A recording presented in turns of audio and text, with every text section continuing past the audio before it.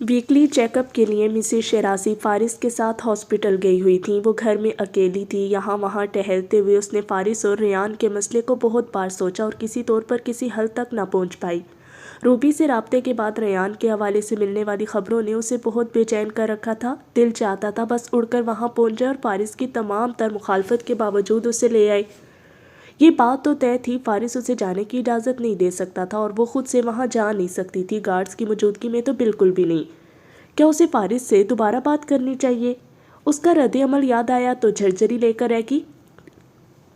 کتنے دن لگ گئے تھے اسے سنبھل کر واپس معمول میں آنے میں۔ دوبارہ ذکر چھیڑ کر وہ مزید کوئی بدمزگی نہیں چاہتی تھی۔ فارس کے لیے یہ معمول بات نہیں تھی، اتنا تو اندازہ اسے بھی ہو گیا تھا۔ تو پھر کیا کرے؟ ریان کو یہاں کیسے لائے؟ وہ ذہن میں ایک بے نام سی الجھن اور ڈھیر سارے سوال لیے ٹہل رہی تھی جب ملازم نے سیڑھیاں اتر کر کسی کی آمد کی اطلاع پہنچائی۔ کون ہے؟ اپنا نام جویریہ حبیب بتایا ہے۔ جویریہ حبیب؟ اس نے رک کر زیر لب نام دہرایا۔ ابھی چند دن قبل مسز شیرازی اپنی کسی دوست کی بیٹی کے بارے میں بتا رہی تھی جو پاکستان آنے والی تھی۔ کہیں یہ وہ تو نہیں؟ نچلا لب کاٹتے وہ سوچ میں پڑ گئی کہ مسز شیرازی کا حلقہ احباب زیادہ تھا اور وہ بہت سے لوگوں کو نہیں جانتی تھی۔ ٹھیک ہے، انہیں اندر بلا لو، کہہ کر خود کو آئینے میں دیکھا۔ صبح سے سیاہ پاجامے پر سفید کرتا زیب تن کیے گھوم رہی تھی۔ جھنجھلا کر وارڈروب کھولا، کپڑے نکال کر بدلے، جلدی جلدی اپنا حلیہ قدرے بہتر کر کے ڈرائنگ روم میں داخل ہوئی تو سامنے ایک ماڈرن سی نوجوان لڑکی بیٹھی ہوئی نظر آئی۔ سیاہ پینٹ کوٹ میں ملبوس تھی، بالوں کا فرنچ بنا رکھا تھا، گہرے سرخ رنگ کی لپسٹک ہونٹوں کو نمایاں کر رہی تھی، سرخ رنگ کا چھوٹا سا کلچ نما پرس جو ہاتھ میں تھا۔ جنت پر نظر پڑتے ہی اپنی جگہ چھوڑ کر اٹھ کھڑی ہوئی، سرخ گلابوں کا بوکے اس کے ہاتھوں میں دیا۔ غالباً آپ مسز شیرازی سے ملنے آئی ہیں، لیکن وہ اس وقت گھر پر نہیں ہیں۔ ہاتھ ملاتے ہوئے اس نے بوکے لے کر اخلاق لہجے میں کہا۔ وہ اس کی بات سن کر مبہم سا مسکرائی، پھر جنت کے اشارہ کرنے پر صوفے پر بیٹھ گئی۔ گلاس ٹیبل کے دوسری طرف کا صوفہ جنت نے سنبھال لیا، بوکے اس نے میز پر رکھ دیا۔ میں جانتی ہوں وہ گھر پر نہیں ہے اور میں ان سے نہیں، آپ سے ملنے آئی ہوں۔ جنت کے تاثرات یکایک بدل گئے، مسکراہٹ سمٹ گئی، مگر دوسرے ہی پل اس نے خود کو سنبھال لیا۔ اوہ اچھا، تو کس سلسلے میں ملنے آئی ہیں آپ مجھ سے؟ اسے یکایک احساس ہوا ایک انجان لڑکی کو اندر آنے کی اجازت دے کر اس نے بہت بڑی غلطی کر لی ہے۔ میں آرزو جہانگیر کی مینیجر جویریہ حبیب ہوں۔ اپنا تعارف کروانے کے بعد وہ رک کر جنت کو دیکھنے لگی۔ شہد رنگ آنکھوں میں شناسائی کی رمق ابھری تھی، نہ یہ نام سن کر تاثرات میں تبدیلی آئی تھی۔ فارس سلطان کی بیوی کسی آرزو جہانگیر کو نہیں جانتی تھی۔ جی کہ یہ؟ ملازمہ مشروب کا گلاس پیش کر کے گئی تو اس نے مروتاً مسکراتے ہوئے کہا، کس سلسلے میں ملنا چاہتی ہیں آپ مجھ سے؟ لہجے کو حد الامکان سنجیدہ کر کے پوچھا۔ وہ اپنے کسی بھی انداز سے اندرونی اضطراب یا خوف کا پتہ نہیں دینا چاہتی تھی۔ جویریہ حبیب نے اپنے چھوٹے سے پرس سے ایک کارڈ نکال کر اس کے سامنے میز پر رکھا، جامنی رنگ کا VIP انویٹیشن کارڈ جو اس کے نام تھا۔ یہ میم آرزو جہانگیر کی make up product launch event کے لیے آپ کا انویٹیشن ہے۔ جنت نہ سمجھی کے عالم میں اسے دیکھ کر رہ گئی۔ فارس سے شادی کے بعد ایسا پہلی بار ہوا تھا کہ کسی کمپنی یا برانڈ نے اس کے شوہر کی پوزیشن اور حیثیت کی وجہ سے اسے اپروچ کیا ہو۔ اس نے کارڈ کھول کر دیکھا، صرف اس کا نام لکھا تھا۔ فارس وجدان کا نام نہ ہونا اسے اچنبھے میں مبتلا کر گیا۔ چند لمحوں تک وہ ایسے ہی کارڈ کو الٹ پلٹ کر کے دیکھتی رہی۔ سوری ٹو سے، لیکن میں یہ ایونٹ اٹینڈ نہیں کر سکوں گی، اس نے منع کر دیا۔ Y not? جویریہ حبیب نے حیرت کا اظہار کیا۔ میں آرزو جہانگیر کو نہیں جانتی۔ کارڈ بھی واپس میز پر رکھ دیا، سیدھی ہو کر بیٹھ گئی۔ یہ حیرت تو مجھے بھی ہے کہ آپ میم کو نہیں جانتی، اس نے کہا، حالانکہ خاصا گہرا رشتہ ہے آپ کا ان سے۔ جنت نے سوالیہ ابرو اٹھائی۔ اچھا، کیسا رشتہ؟ صوفے کے ساتھ پشت ٹکاتے ہوئے اس نے اپنا گلاس اٹھا لیا، چند گھونٹ لے کر پورے اعتماد کے ساتھ اسے دیکھا۔ جویریہ حبیب کی مسکراہٹ گہری ہوئی۔ ویسے لوگ آپ کے ہسبینڈ کے بارے میں بالکل ٹھیک کہتے ہیں۔ جس انداز اور لہجے میں اس نے فارس کا ذکر کیا، جنت اندر تک تپ گئی، مگر اوپر سے کچھ بھی ظاہر نہیں ہونے دیا۔ اچھا، کیا کہتے ہیں لوگ میرے ہسبینڈ کے بارے میں جو آپ کو اتنا صحیح لگتا ہے؟ گردن اونچی کیے اس نے سوال کیا۔ جویریہ حبیب کو اس لمحے احساس ہوا وہ لڑکی اتنی آسان نہیں تھی جتنا آسان اس نے سمجھ لیا تھا۔ یہی کہ اپنے دادا کی طرح وہ دوسروں کو اندھیرے میں رکھنے کا فن جانتے ہیں۔ تنزن مسکرائی۔ جنت کے اندر ایک دم سے سناٹا پھیلا تھا۔ اگلے ہی پل زبردستی کی مسکراہٹ لبوں پر سجا کر اس کی طرف دیکھا۔ وہ کیا ہے کہ میرے ہسبینڈ کو غیر ضروری لوگوں کو اٹینشن دینے کی عادت نہیں ہے۔ जवेरिया हबीब के लबों से मुस्कुराहट लम्हे भर के लिए उड़न छुई। आई सी, पुरसोट निगाहों से उसे देखते फिर से मुस्कुराकर चुप हो गई। क्या आपको मुझसे कुछ और भी कहना है? वो जैसे जल्द अज जल्द इस मुलाकात को ख़त्म कर देना चाहती थी। मैम अपनी प्रोडक्ट लॉन्च के लिए सिर्फ 1 हफ्ते के लिए पाकिस्तान आई हैं और वो आपसे ज़रूरी मिलना चाहती हैं। उसने सीधा सीधा बात करने की ठानी। जब मैं आपकी मैम को जानती नहीं हूँ तो फिर उनसे कैसे मिल सकती हूँ? उन्हें जानने के लिए सिर्फ उनका नाम ही काफ़ी है, जिता कर कहा। जन्नत धीरे से मुस्कुराई। मेरे लिए नाम भी काफ़ी नहीं है। आपका बहुत शुक्रिया कि आप यहाँ आई। मेरा नहीं ख्याल में ये इवेंट अटेंड कर पाऊँगी, उसने कहकर कार्ड उसकी तरफ खिसका दिया। अब आप जा सकती हैं। वो अपनी जगह से उठ खड़ी हुई। जवेरिया हबीब को भी अपनी जगह से उठना पड़ा। आपने वक्त दिया उसके लिए शुक्रिया। ये कार्ड रख लीजिए। मुझे यकीन है जब आपको मैम के बारे में इल्म होगा तो आप उनसे ज़रूर मिलना चाहेंगी। उसने आरजू जहांगीर का बिजनेस कार्ड निकाल कर मेज़ पर रख दिया। अपना पर्स कंधे पर डालते हुए दरवाजे की तरफ कदम उठाए, फिर कुछ सोच कर रुकी, मुड़कर जन्नत की तरफ देखा। क्या मैं आपसे रिक्वेस्ट कर सकती हूँ कि आप हमारी इस मुलाकात का जिक्र अपने शोहर से ना करें? जी। जन्नत ने अचंभे से उसे देखा। Never mind. वो उसके अंदर बहुत से वाहमों को जगाती सदर दरवाजे की जानिब बढ़ गई। बिजनेस कार्ड और वीआईपी इनविटेशन ग्लास टेबल पर रखा था और जन्नत कमाल उस अजीबो गरीब मुलाकात का तज्जिया करती अपनी जगह खड़ी रह गई। अक्सा। जी आपी। बायो की किताब में नॉवल छुपाकर पढ़ती हुई अक्सा की आवाज़ आई। दोपहर के बाद से जन्नत का कोई तीसरा चक्कर था। हर बार वो कुछ कहते कहते रुक जाती थी, मगर अब की बार ऐसा नहीं हुआ था। ऐसा होता है ना, अक्सर फिल्मों ड्रामों में और कहानियों में कोई एक किरदार को कोई मना करता है कि तुमने फलां बात फलां बंदे को नहीं बतानी। अक्सा जो किताबों समेत बेंच पर चढ़ी बैठी थी, एकदम से उठकर उसके पास आ गई। जी जी आपी, अक्सर होता है ऐसे। वो बहुत ज़्यादा मुतजस्सिस थी और वो जो किरदार होता है वो ये बात नहीं बताता और बुरी तरह से फंस जाता है ना? जी जी बिल्कुल। अक्सा ने ज़ोरों शोर से सर हिलाया। यही होता है और हम देख रहे होते हैं और हमें गुस्सा आ रहा होता है कि ये बात क्यों नहीं बताई जाती। जन्नत ने मजीद कहा। हाँ ना, इतना गुस्सा आता है, दिल करता है बस हीरोइन सामने और उसे थप्पड़ लगा दे। आधे से ज़्यादा मसले तो वहीं हल हो जाए अगर हीरोइन हीरो से कोई बात ना छुपाए। वही तो। जन्नत ने भी तायद में सर हिलाया। जिस मसले में उलझी थी उस मसले का हवाई फिजाई ख्याली हल मिल गया। Thank you so much Aqsa, खुद से लगा कर कहा। अक्सा होंक बनी उसे देख कर रहेगी कि ऐसा कुछ किया तो है नहीं, फिर ये थैंक यू किस लिए? अब उसकी आप ही शुक्रिया अदा करी थी तो उसने कोई मदद कर ही दी होगी। मुतमईन होकर फिर से बेंच पर बैठ गई। जन्नत ने गहरी सांस लेकर सर उठाया। पहले उसके अंदर कुछ खौफ था, मगर अक्सा की जी आप ही बिल्कुल आप ही यही होता है आप ही से कुछ हिम्मत पैदा हो गई। इससे पहले कि फारिस को अपने गार्ड या वॉचमैन से ये बात पता चले, उसे खुद ही बता देनी चाहिए। फैसला करके मोबाइल उठा लिया और तेज़ी से टाइप करके मैसेज लिखा। मुझे तुम्हें एक बहुत ज़रूरी बात बतानी है। अच्छा? हैरत लिए तासुर। मैं घर आ रहा हूँ तब बता देना, मुख्तसर सा जवाब आया। ठीक है, कोई जल्दी नहीं। मुतमईन होकर अंदर चली गई। शाम के खाने के बाद वो कुछ वक्त मिसेस शेराजी के साथ उनके स्टूडियो में गुजार कर बाहर आई तो फारिस उसे किचन में जाता दिखाई दिया। वो उसके पीछे में ही आके जानती थी अब वो अपने लिए कॉफ़ी बनाएगा और ऑफिस रूम में बंद हो जाएगा। तुमने पूछा नहीं मैंने तुमसे क्या बात करनी है? उसके पीछे जाकर कहा। वो नीली जीन्स पर स्याह डेनिम शर्ट में मलबूस था जिसके तमाम बटन खुले हुए थे। सफ़ेद टी शर्ट पर हर्फ आर लिखा नजर आ रहा था। ओ हाँ, उसे याद आया तो फौरन जन्नत की तरफ मुड़ा।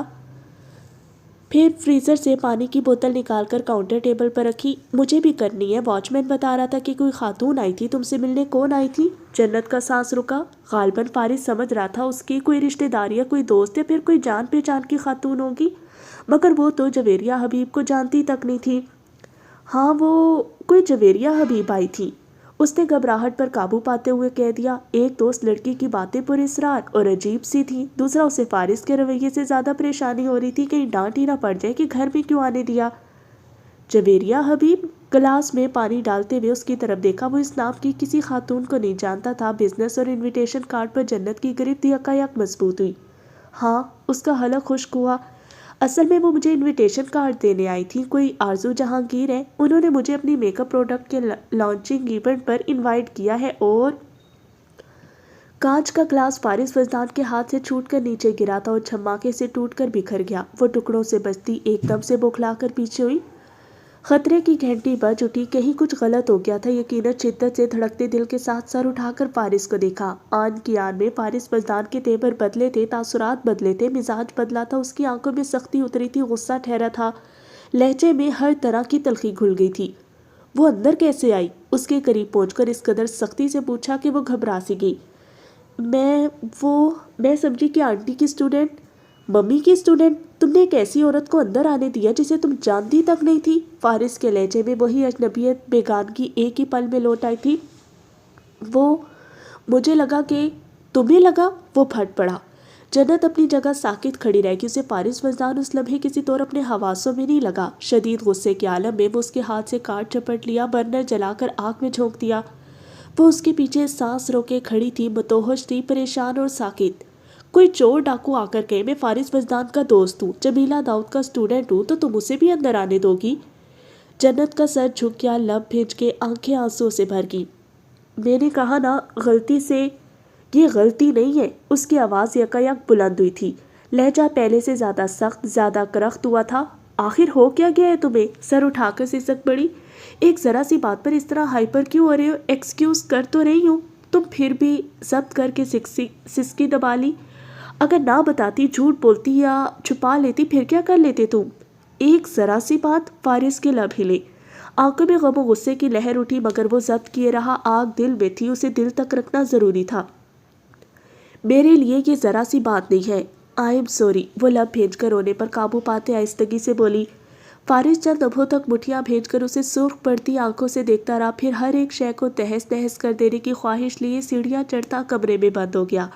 سوچوں میں غلطا وہ کانچ کے ٹکڑوں کے درمیان پریشان سی کھڑی رہ گئی، صرف اس لیے کہ اس کی اجازت کے بغیر کسی کو اندر آنے دیا۔ اس نے اذیت سے پلکیں جھپکی، فرش پر بکھرے کانچ کو دیکھا، پھر اس راکھ کو جو برنر پر تھی۔ کئی لمحے اس کے رویے کو سمجھتے، اپنی غلطی کو پرکھتے گزر گئے۔ بات چھوٹی تھی، رد عمل پہاڑ جیسا تھا، اس کی سمجھ بھی نہیں آیا وہ اتنا تلخ کیوں ہو گیا تھا۔ وہ اسی وقت مسز شیرازی کے اسٹوڈیو میں آ گئی، ویل چیئر پر براجمان، وہ سامنے دیوار پر لگی پینٹنگ کی جانب متوجہ تھی۔ اسے دیکھ کر کچھ حیران ہوئی کہ غم و غصے کی عکاسی کرتے تاثرات ہی ایسے تھے، یوں لگتا تھا ابھی رو دے گی، مگر ضبط کیے ہوئے تھی۔ ساری بات منو سنا دی۔ مسز شیرازی حیران و ششدر بیٹھی رہ گئی۔ سماعت پر کچھ لمحوں تک یقین نہیں آیا۔ میں تو انہیں جانتی تک نہیں ہوں، مجھے واقعی میں لگا آپ کی کوئی اسٹوڈنٹ آئی ہوگی، یہ میری غلطی ہے، میں مانتی ہوں، وہ صرف انویٹیشن کارڈ دینے آئی تھی، میں نے منع کر دیا۔ مگر فارس میری کسی بات پر یقین ہی نہیں کر رہا، اسے غصہ ہے، میں نے اندر کیوں آنے دیا؟ غلط فہمی ہوگی، ایکسکیوز بھی کیا، مگر وہ دکھ سے بات ادھوری چھوڑ دی۔ اتنی چھوٹی سی بات پر وہ اس طرح ریئیکٹ کر رہے جیسے پتہ نہیں میں نے کیا کر دیا۔ مسز شیرازی اسے دیکھ رہی تھی، اسے سن رہی تھی، دم سادے، منجمد، ساکت، ویران اور خاموش ہو کر۔ جنت کا دل کچھ ہلکا ہوا تو اس کی توجہ مسز شیرازی کے تاثرات کی طرف گئی۔ صحیح معنوں میں پریشان تو اب ہوئی۔ انہوں نے رنگوں سے توجہ ہٹا لی، برش رکھ دیا، ویل چیئر کا رخ مکمل طور پر اس کی جانب کر لیا۔ بیٹھو، انہوں نے سنجیدگی سے کہا تو وہ مضطرب ہوئی۔ کچھ غلط ہو گیا ہے؟ خشک لبوں کو تر کرتی ان کے پاس بیٹھ گئی۔ چند لمحوں تک زرکار روشنیوں کے دامن میں خاموشی چھائی رہی، جیسے کچھ کہنے سننے کو نہ رہا ہو۔ پھر انہوں نے اپنا موبائل اٹھایا، کچھ ٹائپ کر کے اس کی طرف بڑھا دیا۔ نہ سمجھی کے عالم میں انہیں کچھ پریشانی سے دیکھتے اس نے موبائل لے لیا۔ اللہ کرے سب خیر ہو، اس کا دل شدت سے دھڑکے جا رہا تھا۔ موبائل پر گرفت بڑھائے، اسکرین پر نظر ڈالی، سرچ بار پر آرزو جہانگیر لکھا ہوا نظر آ رہا تھا، نیچے مختلف تصاویر تھی۔ اسے چہرہ جانا پہچانا سا لگا، جیسے پہلے دیکھ چکی ہو۔ اگلے ہی پل ذہن میں جھماکا سا ہوا، ایک غیر ملکی چینل پر لیڈی اسپانسر کے نام سے جس خاتون کا اس نے انٹرویو دیکھا تھا وہ یہی تھی، آرزو جہانگیر، ایک کامیاب بزنس وومن، ایک کامیاب ماڈل۔ سوشل میڈیا کے ہر پلیٹ فارم پر ان کے لاکھوں مداح تھے، گوگل کا سرچ انجن ان کے ہر طرح کی تصاویر سے بھرا ہوا تھا، ان کے interviews, tweets, stories, videos, articles, ہر ایک شے کھل کر سامنے آ گئی۔ ایک سرسری نگاہ دوڑاتے آہستگی سے اسکرول کیا اور اگلے ہی پل اپنی جگہ صدمے سے گنگ رہ گئی۔ آنکھوں پر کسی طور یقین نہیں آیا، ناممکن، یہ پہلا تاثر تھا، تاثر ہی رہا، حقیقت نہ بن سکا، اس کا سر گھوم کر رہ گیا۔ یہ حیرت تو مجھے بھی ہے کہ آپ میم کو نہیں جانتی، حیرانی لیے آنکھوں کا تیکھا سا تاثر، کچھ جتاتی ہوئی مسکراہٹ، حالانکہ خاصا گہرا رشتہ ہے آپ کا ان سے۔ اس کے پاس جیسے دھماکے ہوئے، سر بے اختیار نفی میں ہلا، آنکھوں میں صدمہ اترا، لب ساکت ہوئے۔ آرزو جہانگیر کے فارمر اسپاؤسز میں پہلا نام ہارون اعظم شیرازی کا تھا۔ چلڈرن میں فارس ہارون شیرازی کا نام لکھا ہوا آ رہا تھا۔ ایسا کیسے؟ سر اٹھا کر مسز شیرازی کو دیکھا۔ پتھرائی ہوئی نگاہیں دوبارہ اسکرین پر جمائی کہ شاید آنکھوں کو دھوکا ہوا ہے، مگر جو دیکھا وہی حقیقت تھی جسے نظریں چرانا ممکن نہیں تھا۔ 5 سال کا تھا جب آرزو اسے چھوڑ کر گئی تھی۔ وہ بولی تو لہجہ نرم مگر کسی پوشیدہ درد کی عکاسی کر رہا تھا۔ آنکھوں میں ایک سوچ ٹھہری تھی، انہیں جیسے کچھ بتانے کے لیے بہت کچھ یاد کرنا پڑ رہا تھا۔ جنت گہرے صدمے میں تھی، اسے تو جیسے ابھی بھی یقین نہیں آ رہا تھا۔ مسز شیرازی کے ساتھ فارس کی جو محبت تھی اور جس طرح سے وہ فارس کو چاہتی تھی، اسے دیکھ کر کوئی نہیں کہہ سکتا تھا وہ ان کی سگی اولاد نہیں تھا۔ اس کا سر پھر سے نبی میں ہلا، حقیقت کو تسلیم کرنے میں دقت ہوئی۔ ایسا مضبوط رشتہ، خلوص اور محبت سے بندھا ہوا، خون سے زیادہ گہرا۔ تو آپ نے فارس کی پرورش کی؟ کافی دیر بعد کچھ کہنے کے قابل ہوئی تو اس نے پوچھا۔ مسز شیرازی خاموش رہی، نہ نفی میں سر ہلایا نہ اثبات میں۔ جواب کہیں درمیان میں رہ گیا۔ اب وہ گردن موڑے کھڑکی سے باہر دیکھ رہی تھی، گو کہ وہاں اندھیرا تھا اور لائٹ پولس کی روشنی بھی ناکافی تھی، مگر وہاں کچھ تھا، کچھ ایسا جو صرف تاریکی میں ہی نظر آ سکتا تھا۔ ان کے ساتھ فارس کا ریلیشن کیسا ہے؟ اس نے محتاط ہو کر پوچھا۔ آرزو جہانگیر فارس وجدان کی بائیولوجیکل ماں تھی، اسے اتنی آسانی سے وہ اپنی زندگی سے بے دخل تو نہیں کر سکتا تھا۔ فارس کا رویہ دیکھنے کے بعد تمہیں کیا لگتا ہے کیسا ہو سکتا ہے؟ انہوں نے گردن موڑ کر اس سے پوچھا۔ آنکھوں کی نمی گہری تھی، چہرے پر کرب سا نظر آ رہا تھا۔ جنت کے اندر عجیب سی بے چینی اور دکھ پھیل گیا۔ جس بات کو وہ چھوٹا سمجھ رہی تھی، فارس وجدان کے لیے وہ چھوٹی نہیں تھی۔ ماں اور بیٹے کے درمیان اختلاف معمولی نوعیت کا نہیں تھا۔ آرزو چاہتی ہے فارس کے ساتھ سب ٹھیک ہو جائے، مگر فارس ایسا نہیں چاہتا۔ ان کی نظریں اب جھکی ہوئی تھی، وہ اپنی ہتھیلیوں کو دیکھ رہی تھی۔ جنت کو ایک دم سے احساس ہوا آرزو جہانگیر کا ذکر مسز شیرازی کے لیے بھی خوشگوار نہیں تھا۔ کیا وجہ صرف یہ ہے کہ وہ اسے چھوڑ کر گئی؟ کیا یہ وجہ ناکافی ہے بیٹا؟ انہوں نے سر اٹھا کر پوچھا۔ جنت کی آنکھیں بھیگی، سر بھی جھک گیا۔ اس کی ماں نے اسے چھوڑ دیا تھا، اس کے باوجود وہ ان سے کبھی نفرت نہیں کر سکی تھی۔ اس کی ہمت نہ ہوئی وہ ان سے مزید کوئی سوال کرتی یا کچھ جان سکتی۔ سوال غم دیتے تھے، اذیت سے دوچار کرتے تھے۔ اسے اپنے دکھ، اپنے کرب، اپنی محرومیاں یاد آئی۔ ایک وقت اس پر بھی گزرا تھا جب وہ اپنی حقائقوں سے چھپتی پھرتی تھی، خاموشی مانگتی تھی، خاموشی چاہا کرتی تھی۔ آپ دونوں کی محبت دیکھ کر ایک لمحے کے لیے بھی میرے ذہن میں یہ گمان نہیں گزرا کہ آپ اس کی بائیولوجیکل مدر نہیں۔ اب بھی اگر آپ نہ بتاتی تو شاید میں کبھی یقین نہ کرتی۔ وہ میرا بیٹا ہے، انہوں نے جسمان، استحقاق اور محبت سے کہا۔ جنت کی آنکھیں بھر آئیں، دل میں ان کی عزت اور مقام مزید بڑھ گیا۔ میں چاہتی ہوں تم فارس سے اس بارے میں دوبارہ کوئی بات مت کرو، وہ بہت ڈسٹرب ہو جاتا ہے۔ جنت نے ان کے ہاتھ اپنی گرفت میں لے لیے۔ مسز شیرازی سر اٹھایا اور اگلے ہی پل اپنی جگہ رکی، آنکھوں میں غم اور غصہ لیے۔ فارس وجدان دروازے میں کھڑا تھا، مٹھیاں بند تھی، جبڑے بھیجے ہوئے تھے۔ وہ گفتگو سن چکا تھا، تبھی مدھم ہونے کے بجائے مزید اشتعال میں آ گیا۔ دکھ، کرب، غصہ اور بے بسی کا احساس لیے وہ کچھ کہتے کہتے رکا اور پھر جھٹکے سے پلٹ گیا۔ فارس، انہوں نے ایک دم سے پریشان ہو کر اسے پکارا تھا۔ جنت ایک دم سے ہوش میں آئی، فوراً ہی اٹھ کھڑی ہوئی۔ میں دیکھتی ہوں۔ عجلت میں قدم اٹھاتی وہ فارس کے پیچھے باہر آ گئی تھی۔ کی بٹن سے وہ اپنی گاڑی ان لاک کر چکا تھا، دروازہ کھولا ہی تھا کہ جنت اس کے سامنے آ گئی۔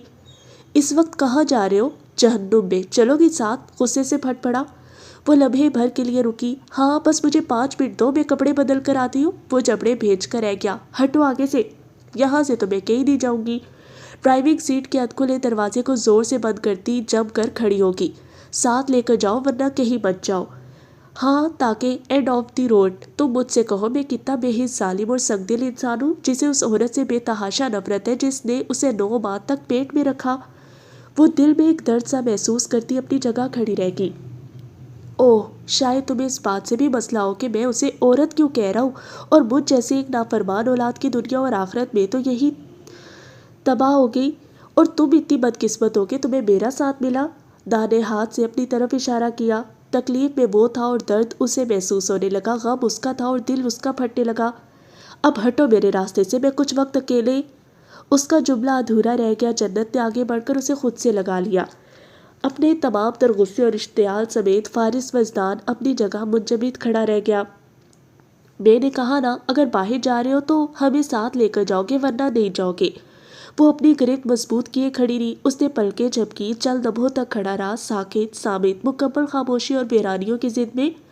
مسز شیرازی آنکھوں میں پریشانی لیے گلاس وال سے انہیں ہی دیکھ رہی تھی. جنت نے الگ ہو کر اس کی آنکھوں میں جھانکا، پھر اس کا ہاتھ تھام لیا. بولو، کیا کرنا ہے اب؟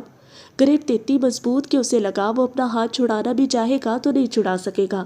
اگلے کئی لمحوں وہ آنکھوں میں حزن کی نمی لیے تاریکی کا حصہ بنا رہا. صرف 2 منٹ ہے تمہارے پاس. لہجہ ویسا ہی روکھا سا. جنت کی آنکھیں چمک اٹھی. بس ہم ابھی گئے اور ابھی آئے. وہ اسی وقت اندر چلی گئی. سیدھا مسز شیرازی کے پاس گئی. میں سنبھال لوں گی سب، آپ فکر نہ کریں. ہاتھ تھام کر تسلی دی. کپڑے بدلے اور باہر آ کے وہ گاڑی سٹارٹ کر چکا تھا. پیسنجر سیٹ پر بیٹھتے ہی کشن رکھتے، سیٹ بیلٹ باندھتے. جب تک فارغ ہوئی گاڑی مرکزی شاہراہ پر پہنچ چکی تھی. کتنی ہی دیر تک گاڑی میں خاموشی چھائی رہی. وہ ڈرائیونگ کرتا رہا اور جنت باہر دیکھتی رہی. سفر لمبا تھا. سڑکیں کہیں سنسان اور کہیں آباد ہو جاتی تھی. آسمان، شہر کی روشنیاں، آبادی اور ان کا سفر.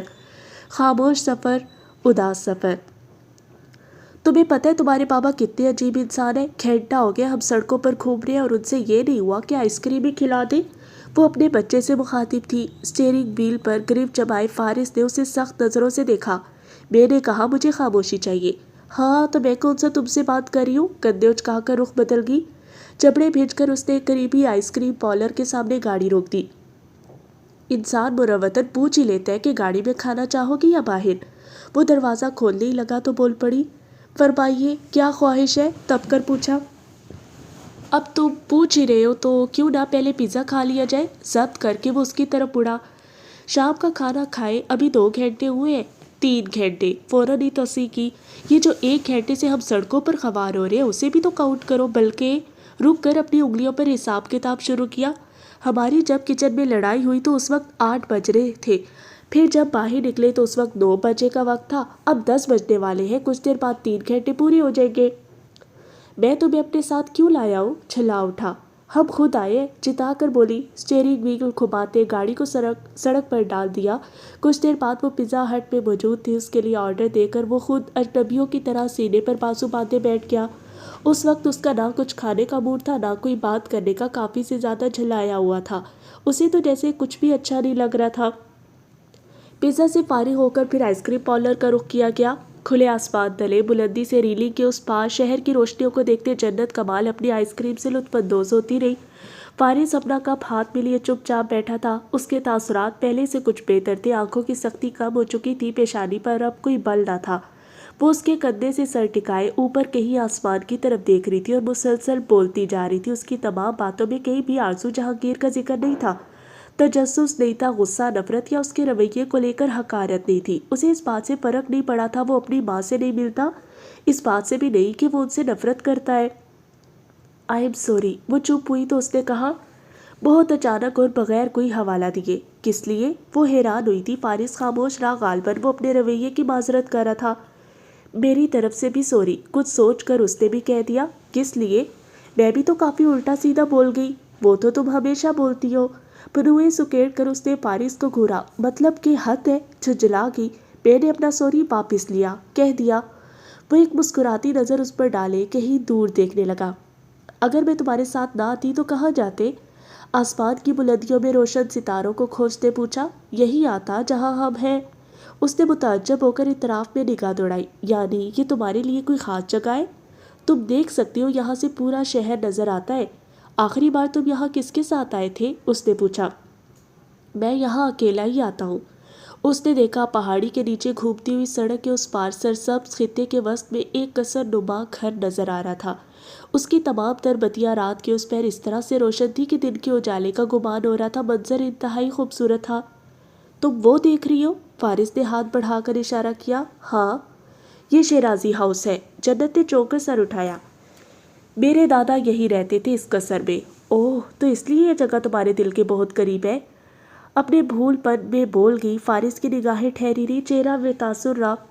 وہ اب گردن اونچی کیے دور تک دیکھ رہی تھی. گھر میں کون رہتا ہے؟ کوئی نہیں. تو لائٹس کیوں آن ہے؟ خاموشی. رخ موڑ کر فارس کو دیکھا. اس نے جیکٹ کی جیبوں میں ہاتھ ڈال لیے. وہ اپنے بھائی باپ اور دادا کے بارے میں کوئی بات نہیں کرتا تھا. جنت محسوس کر کے خاموش ہوگی کہ اس کا دل بہلانے آئی تھی. مزید ٹینشن سے 2 4 کرنے تو نہیں.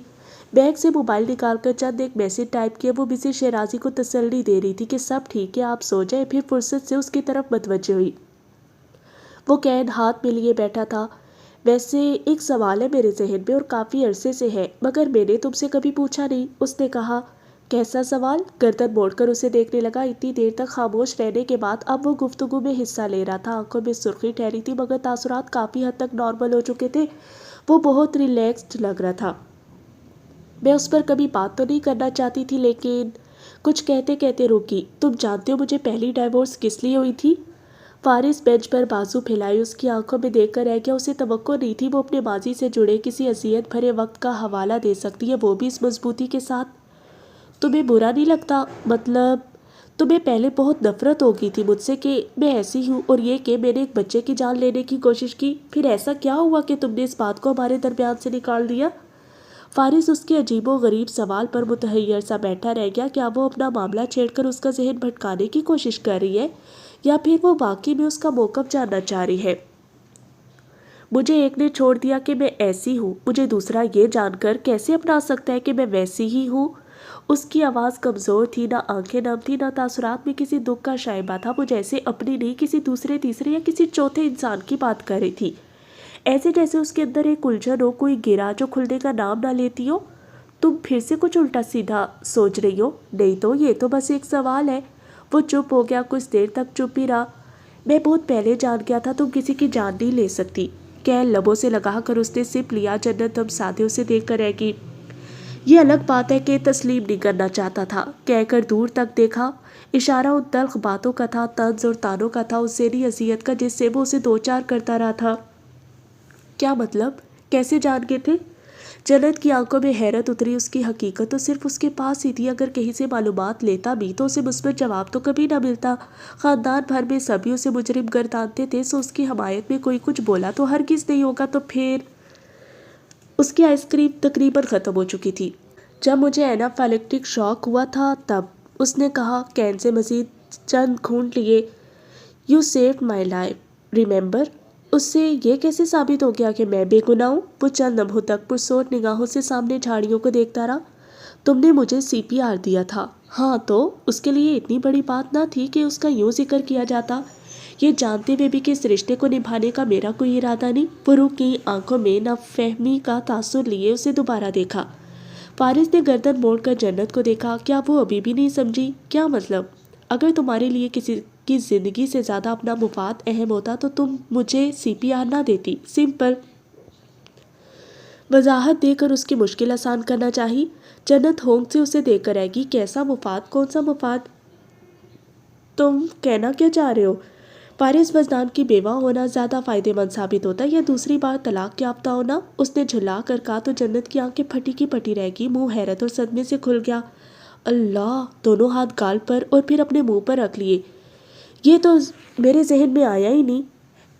حیرت، شوق، صدمہ، جیسے دماغ کی چولیں ہل کر رہ گئی ہوں. فارس نے گردن موڑ کر اسے دیکھا. افسوس ہو رہا ہے اب؟ جبڑے بھیج کر پوچھا. بہت زیادہ. وہ تعصب سے سر ہلا کر اٹھ گیا. رکو. جھٹ سے اپنا پرس اٹھایا اور تیزی سے اس کے پیچھے آئی. اف! میں کتنی بے وقوف ہوں، کتنی بے وقوف ہوں. اپنا سوال، فارس کا جواب، اس کا موقف، اپنی ذات پر اس کی ایسے نگاہ، رد عمل پر ایسا تجزیہ. لب بھیج کر مسکراہٹ دباتی اس کے قریب ہوئی. اگر ذرا سا بھی، انگوٹھے کی پور کو انگلی سے جوڑ کر کہا، ذرا سا بھی میرا کرمنل دماغ ہوتا تو تمہاری ساری پراپرٹی مجھے مل جاتی. شیرازی انٹرپرائزز کی نئی CEO میں ہوتی. وہ اس کی روشن آنکھوں میں شرارت کا رنگ دیکھ سکتا تھا. میں تمہیں اپنے ساتھ کیوں لے آیا؟ بڑبڑا کر رہ گیا. اس کے برابر میں چلتے ہوئے وہ دل کھول کر ہنسی اور اس طرح ہنستے ہوئے بہت پیاری لگی. ایسا پہلی بار ہوا تھا کہ ماضی کی کسی تکلیف دہ بات پر اس کے چہرے پر دکھ بھرے تاثرات نہیں تھے. وہ ہنس کر اس کا موقف انجوائے کر رہی تھی. اتنی سی بات سے میری پوری شخصیت کا اندازہ لگا لیا. دیکھ لو تم کتنی آسان ہو. وہ جیبوں پہ ہاتھ ڈالے کہہ رہا تھا اور وہ اس کے آگے الٹے قدم پیچھے ہو رہی تھی. تم مجھے انڈر ایسٹیمیٹ کر رہے ہو. میں تمہاری سوچ سے زیادہ خطرناک ہوں. میں کچھ ایسا کر سکتی ہوں جو تم بھی نہیں کر سکتے. فارس کے لبوں کو مسکراہٹ چھو کر گزری. ہاں وہ ایسی تھی، صدقے دل، سچے جذبات اور معصومیت سے، اپنی دعا اور امید سے ناممکن کو ممکن کر دکھانے والی. مثلاً میں تمہاری جان لے سکتی ہوں. آنکھوں میں آنکھیں ڈال کر بولی. وہ تو تم لے چکی. اوہ واو! کیا تم نے ابھی تسلیم کیا تم ایک زومبی ہو؟ آنکھیں چمک اٹھی، چہرہ خوشی سے کھل اٹھا۔ وہ مسکرا کر رہ گیا۔ میں ایک زومبی کے ساتھ پھری ہوں۔ آواز کچھ بلند تھی۔ قریب سے گزرتے ایک انکل اور آنٹی صاحبہ نے مڑ کر اچنبھے سے اسے دیکھا، پھر اس کے زومبی کو۔ سوری، میری وائف کو دورے پڑتے ہیں۔ اسے بازو کے گھیرے میں لیتے معذرت خواہ لہجے میں گویا ہوا جنت کے سر پر لگی تلووں پہ بجھی۔ کیا کہا؟ وہ اس کی گرفت میں مچل کر چیخی تھی۔ وہ اسے ساتھ لیے سیڑھیوں کا رخ کر گیا۔ اترتے وقت اس نے ایک دو مکے تو جنت سے کھا ہی لیے تھے۔ تم سے میری خوشی ذرا برداشت نہیں ہوتی۔ اس کا موڈ ٹھیک کرنے اس کے ساتھ گئی تھی، واپسی پر اپنا موڈ خراب کر کے آگی۔ میری وائف کو دورے پڑتے ہیں۔ پیسنجر سیٹ پر بیٹھی تھی، جم کر نقل اتاری، غصہ اتارا، بڑبڑاتی رہی، لب بھینچ کر مسکراہٹ دبائی۔ وہ سنی انسنی کیے یکسوئی سے ڈرائیونگ کرتا رہا۔